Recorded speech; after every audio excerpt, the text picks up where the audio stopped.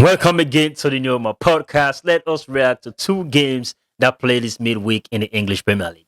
One is Chelsea versus Leeds, and the other is West Ham versus Manchester United. Now, I'm going to post them separately, so please look out for West Ham versus Manchester United video. It's going to be out there. But let us get back to the Chelsea versus Leeds. Leeds went to Stamford Bridge and got a point. Now, it is not your ordinary, normal, regular point. All right, they had to come back from a 2-0 deficit to get that point. So if you're Leeds, you should be walking away feeling like you won this game. Plus, that was an end to Chelsea's 3 consecutive wins in the English Premier League. And for them to get a comeback against a Chelsea team that have been pulling a comeback against Napoli in the Champions League and against West Ham as well in the English Premier League, that was a massive result for Leeds. So congratulations to Leeds.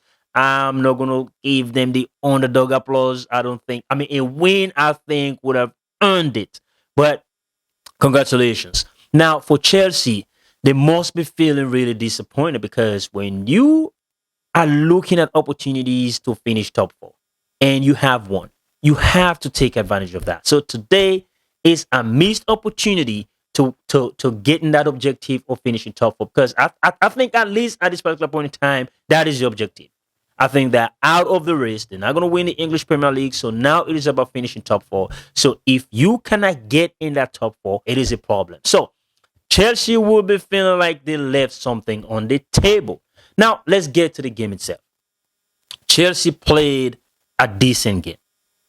I think Leeds approached this game with a little bit of we're afraid type of mentality. And that is ironic to the personality of the Leeds coach, Daniel Farke, right? Because my personal observation about him is he has the personality of being brave, being stubborn, and survivor.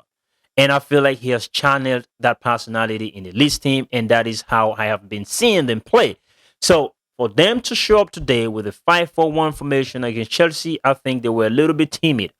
Maybe, just maybe, Dominic Calvin-Lewin was unavailable. Maybe that was why. It could have been a 3-5-2 because that was the formation we saw at Ellen Road that defeated Chelsea. But anyways, I was like, this is not Daniel Farke. What is going on? And first half was really terrible. Leeds played a horrific first half. They had one shot and one shot only, and it was off target. It was all Chelsea. And that Leeds plan, if that was the plan, I would say it was a plan of complete disruption, create chaos, distort Chelsea's momentum, whatever it is. All right, it was completely not coordinated. It was all Chelsea. And for Chelsea, when you control a game like that, when you are the team that is making the decision, you're controlling the tempo, you're doing whatever it is that you want to do, you have to be decisive when you have those opportunities. That is something you must do at all costs. So they control the game, dominated possession, creating chances, but they only scored 2. And for some reason, at the end of the final whistle, it was not enough.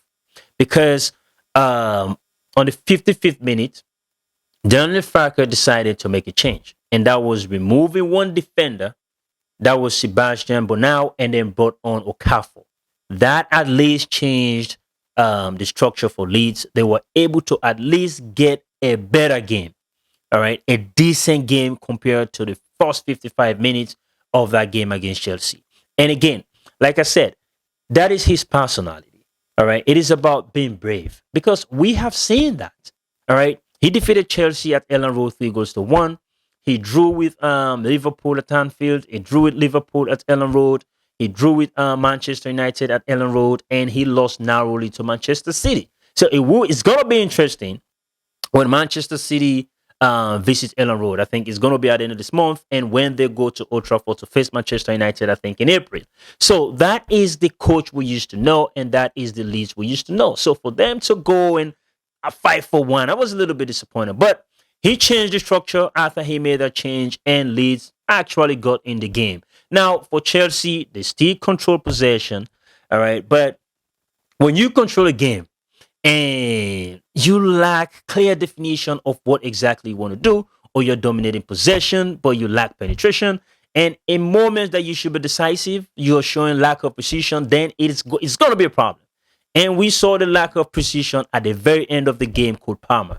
That was a wonderful chance, but then he missed it. I don't even know how he missed it. I think he himself doesn't know how he missed it. Okay.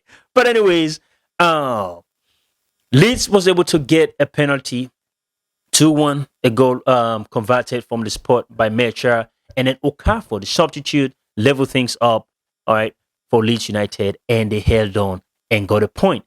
The only thing here, maybe Chelsea will look at it and be like, okay, we'll take solace in the fact that Manchester United also failed to win against West Ham. Like I said, I'm going to do that, and I'm going to post that in a separate video. But until then, stay blessed, catch you later, and peace out.